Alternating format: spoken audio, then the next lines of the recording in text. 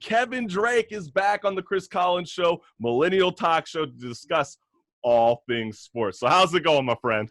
Oh, it's going great, Chris and Marissa. Everything looks great. You got all the sound effects and everything doing all this remotely. I love it. I got to work out some of these beginning kinks because Zoom, I'm going to throttle. Zoom in QuickTime. Do not do what I tell them to do. Right.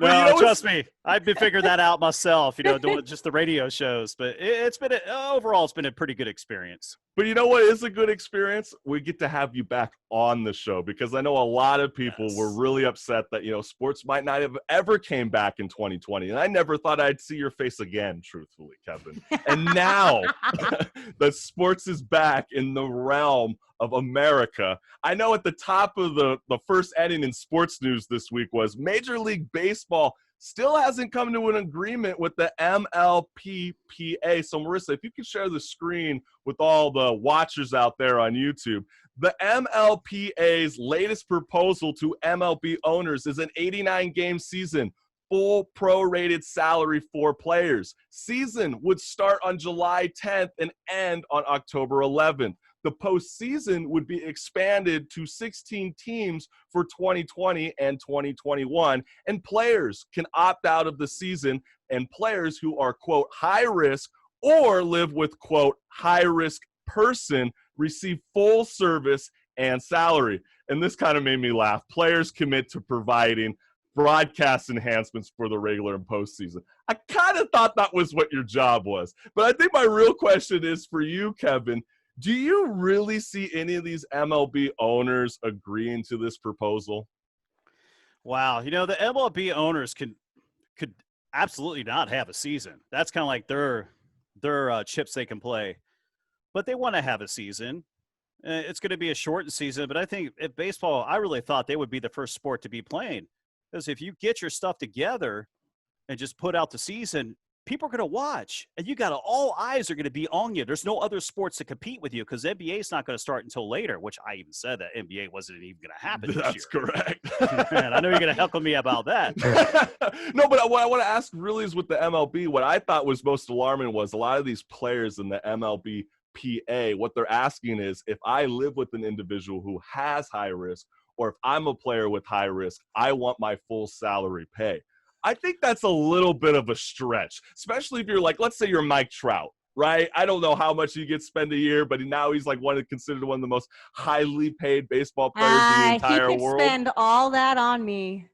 Right. But what I'm saying is, it's like, imagine if his wife got sick and then you're having to pay that athlete. I mean, when you could make sure that he goes and takes care of himself first, and then maybe invest in another 3 players that are about the same salary as that. Absolutely. The NBA is even saying that if a player doesn't want to play, that's fine, but you won't be paid for the postseason games and for the 8 games that you're not going to play. But you'll still get the rest of your salary, because the NBA season was practically on the stretch run before the COVID-19 hit. But back to I was going to say, there are a few players in the NBA right now that are actually debating about whether they want to return to this Orlando bubble. And I know Carmelo Anthony, who's right now on the Trailblazers, has been vocal. The only player so far that's been vocal about saying that he does not feel comfortable going into that environment. How do you feel about NBA's moving towards Orlando Disney World? See, that's the thing. I think it's great that they're going to get basketball playing. Also, the Major League Soccer is going to do their soccer down there. So you pretty much got all the sports going to happen in Florida, and they got the highest cases of COVID-19. Yeah. So, this NBA season still may not happen, because what if, and it could happen if one of these players gets infected, that's asymptomatic, right, and it just spreads so quickly. And before you know it, you got multiple players on teams that are infected, and they might just shut it all down. Absolutely, Kevin. So we don't know what's going to happen when the second wave does come around. That's what's just so unknown. But it's like, as of right now. I would argue that we are seeing that second wave right now. I mean, literally this morning, they're saying that Florida had 1,700 No way. This is still part of the first wave. June 3rd had about 1,000 new cases every single day. Right. I think this is also because of all the protesting and of course, Well, was Florida really? Memorial Day. Okay, with the but was protest. Florida really the Yeah. ones protesting? I mean, most of the Black Lives Matter protests that you see, those are in Florida blue kind of states. loosened up their guidelines before we did here in California. I do know that. Well, what you're Oh, yeah, seeing, absolutely. what you're seeing right now, the numbers are from Memorial Day weekend with the partiers. That's why it's a lot of these red states, vacation spots, water, Yeah, true. Havasu, Arizona. The True. protest COVID spikes we're going to start seeing in a week, and we're going to start wow. seeing them. I mean, it's not going to just magically go away. I went out to a protest and I got tested. If you Period. want to number the ways, you can, but there'll probably be a second, third, and fourth wave in that regards with all these big group gatherings. Yep. And What's the our governor only- just said no mask. We don't have to wear a mask now, which I think. Well, some people still will. that was in Orange County, right? I mean, did he Orange officially County. go out? Yeah, it's not the full state of California Yeah. just Okay, yet. But it's yeah, just Orange that was quite alarming as well. But I mean, I've always joked that golfing, the PGA, I know that they're back on. They could start playing. What kind of sports do you really see being that kind of sport that can be more realistic instead of this bubble-like environment, right? I mean, it's a little bit more open spaced. We saw it with Phil Right. Mickelson and Tiger Woods, with Well, Tom golf is Brady back. and Peyton. Golf Yeah. is back. It's great. You're going to watch some golf. Yeah, that was a great little tournament. And Matt and I, talked about that. Just, it was so cool that they were mic'd up all the time, how they're heckling each other. It's like, ooh, that's a new twist to golf where you can start talking smack. Because I tell you, on the basketball court, I've gone to games where I hear Kobe talking smack back in his younger days to Jason Kidd. Oh, you want some of this? You can't handle this. And he just goes right by him, scores a basket. It's because golf is boring to watch. Right. And we need the back talking. We need it. Well, it's funny that you say that, Marissa, because I want to go back and retouch on the MLB, because I know that originally they were proposing an 89-game schedule. And now what I'm hearing this morning is that the MLBPA, they want to actually get prorated full salary, but they want to play up to 72 games.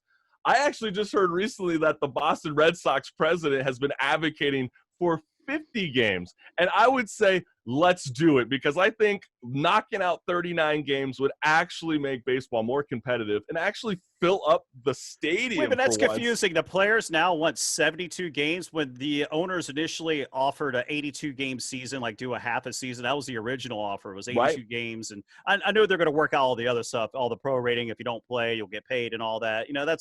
That stuff needs to be worked out. And I think they pretty much got that worked out, but it's more or less, how many games are they going to play? How's the playoff structure? But don't you think that the season is way too long? I mean, even people argue with it's that. Way with too the long NBA. as it is. It would be nice if they just did like just a 50-game season and then because it's no longer the pastime sport. A World Cup style tournament. So they do the round robin where you have all the teams are in, then the top two teams will advance, and then you start your tournament there. And then that way, the postseason, you'll get as many games as you did with the regular season, and it'll be a much better baseball. Well, okay, real quickly, Kevin Drake, I love my trivia with you. This one's hard. This one is hard. All right, you ready?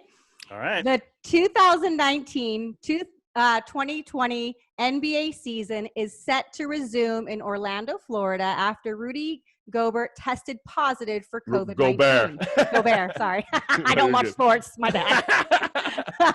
Rudy Gobert tested positive for COVID-19. So here's the trivia question. How many days will it be once July 31st date begins? How many days? Oh, geez. So it's like March 11, probably like $140. About Whoa. 140 days. Whoa, 142. I'm going to give that one to you. That was pretty damn good. That was pretty I think he's simple math. I was doing 30 days a month, 30, 30, 30, 30. Well, we don't do simple math here. Yeah, we don't do simple math. Take the morning. Wow, I'm actually kind of surprised. That was a good one. Wow. But hey, let's start to switch gears, because I know with the UFC, this has been like almost next to par with the MLBs at the top of the inning with sports news. UFC fighters are actually starting to slowly leave the platform. With you got John Jones, Jorge Masvidal. The biggest alarming of them all was the early retirement, again, from Conor McGregor. Right. And, I read up on Conor McGregor, and it sounds like, from his perspective, he's lost his passion for the sport. He wants more money. I think he wants more money, yeah. Listen to Dana White. He called him out. There was on the sports thing, I know Chris sent me. Dana White straight That's said, why. He goes, It's he always wants money. more money, and there is no more money for him right now. So go on your third retirement, McGregor. He's coming back out. Come on now. He'll come back. Because my whole question is, I saw that Joe Rogan, his guy's show, the Joe Rogan Experience, and he had Andrew Schultz on, and he was saying, the UFC, they don't have that much money, but he agrees that the players need to be paid more money. But I ask, really, dude, the UFC really doesn't have any money? They're the same people that are trying to start a fight island in Abu Dhabi, which is pretty nuts. They're going to be starting that next month. I mean, they start their own UFC reality shows 24/7. You don't think that they're going to bring that platform to their new fight island and not make a crazy amount of revenue?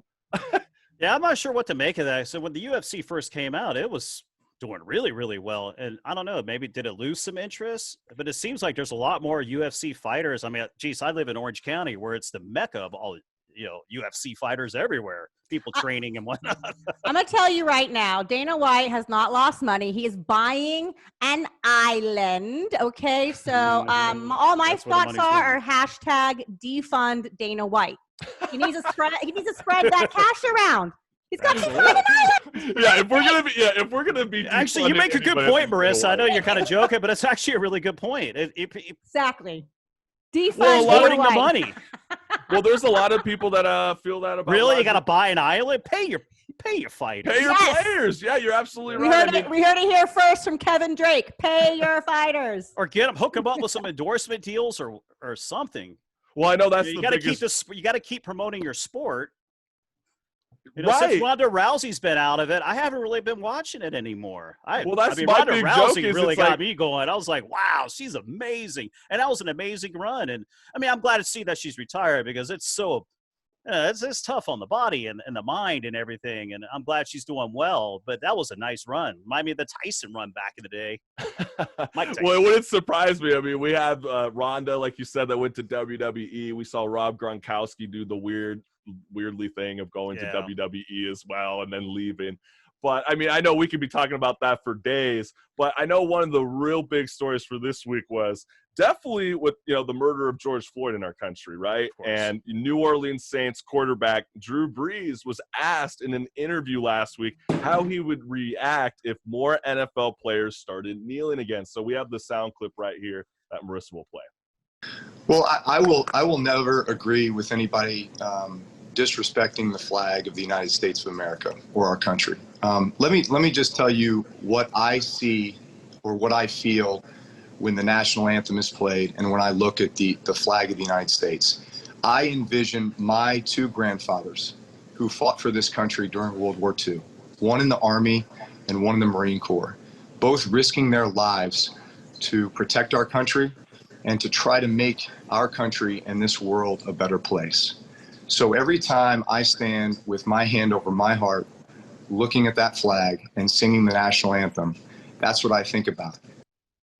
Well, I know that now Drew Brees and NFL Commissioner Roger Goodell have come forward to say that they have been wrong for their stance on kneeling for the flag. But I guess the real question that people need to focus on is, what is the proper way to protest peacefully in professional sports? I think we're trying to figure that out, but just listening what I just heard, Drew Brees didn't say anything about kneeling down. All he said was just disrespecting the flag, because I agree with him to some point. When I stand and look at the flag, I think about the Pledge of Allegiance, to America.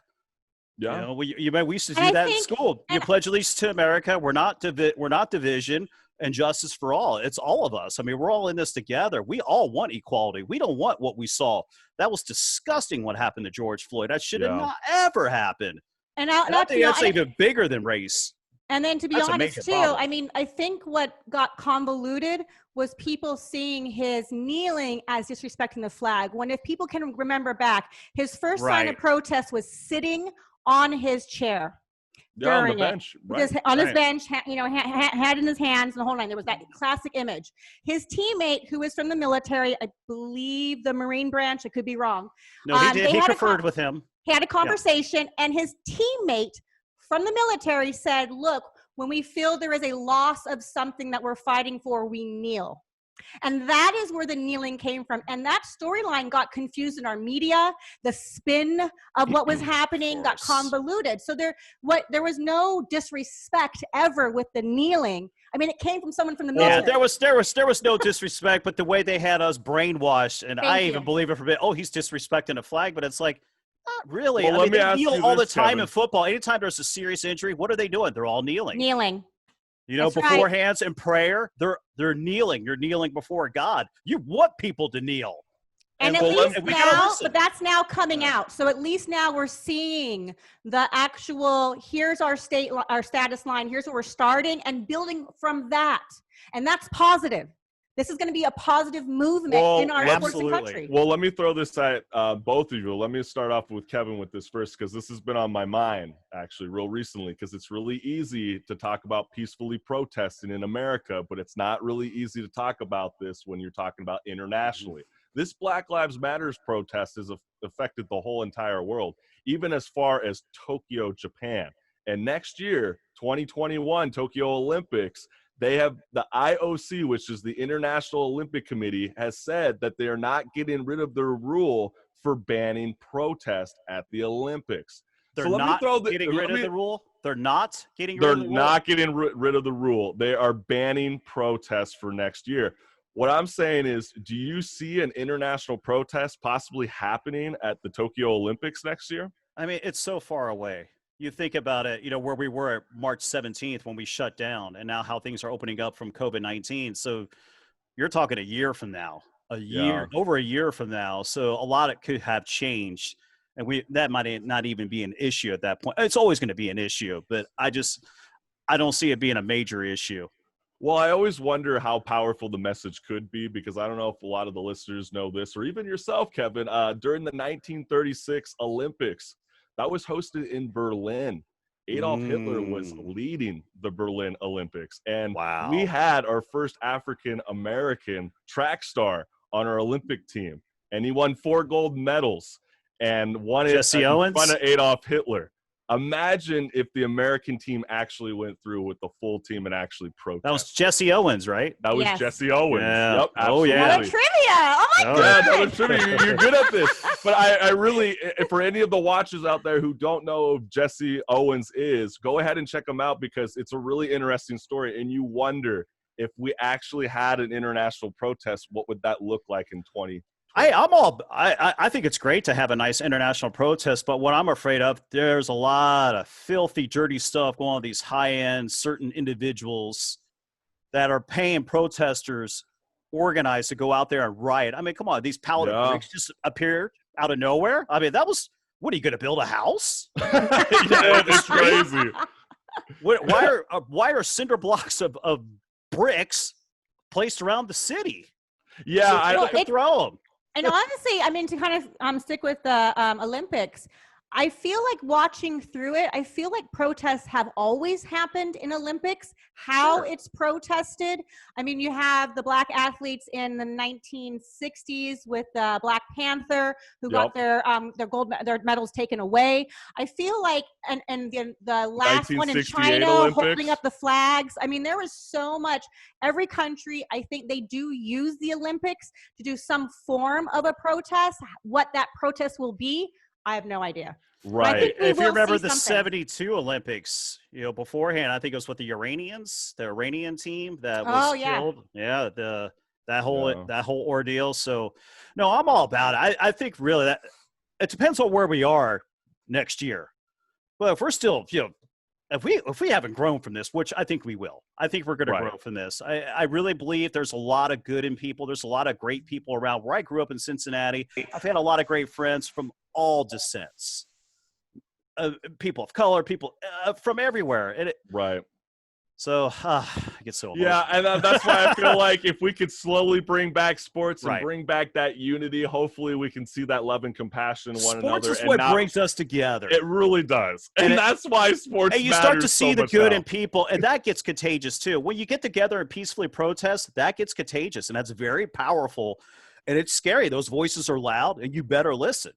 But you don't need to destroy anything, but they weren't destroying. That wasn't their plan. Yeah, of course they're angry. They're outraged, and they're definitely going to get their point across. Well, man, Kevin, I wish we had more time because we're know. starting to run out on the Chris Collins Show, Millennial Talk Show. But for all the listeners and the watchers out there on YouTube Live, where can they follow you on social media?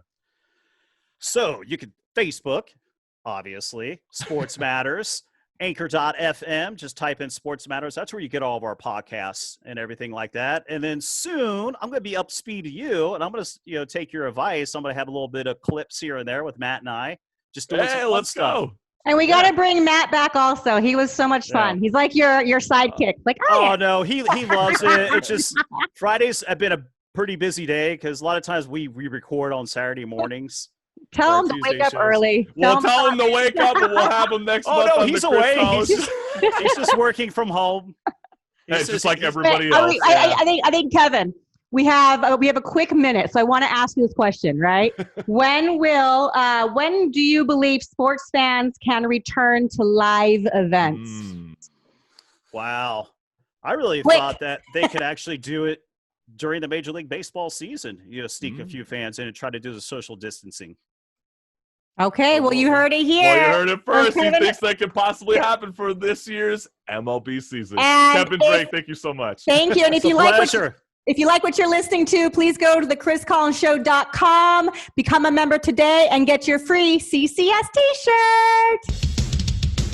Yeah, that's right.